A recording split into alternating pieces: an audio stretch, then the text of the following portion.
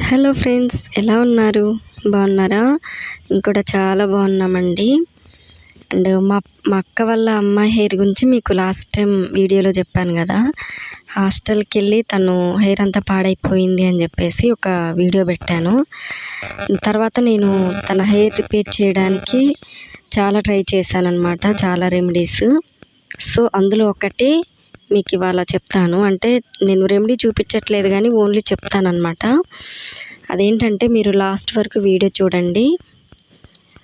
ఒకటి, పెరుగు, మెంతులు ముందు రోజు నానబెట్టుకోవాలి. మెంతులు నానబెట్టుకున్న తర్వాత తెల్లారేసరికి, నేను లాస్ట్ టైం కూడా ఇదే చెప్పాను, తెల్లారేసరికి చాలా నానబడి ఉంటుంది. సో దాంట్లో పెరుగు కలిపేసి బాగా మిక్సీ పట్టేస్తే చాలా స్మూత్గా వస్తుంది.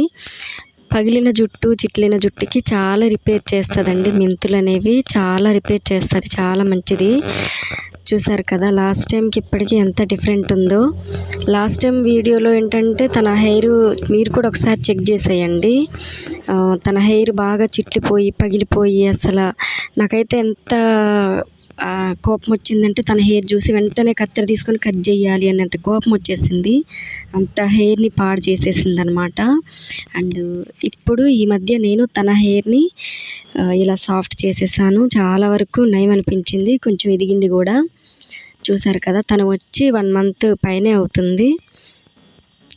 చూసారు కదా హెయిర్ ఎంత స్మూత్గా ఉందో. మొన్న చాలా అగ్లీగా అండ్ చాలా పగిలిపోయి చిట్లిపోయి చెదరగా ఉందన్నమాట. ఇప్పుడు చాలా స్మూత్గా ఉంది, నాకు నచ్చింది.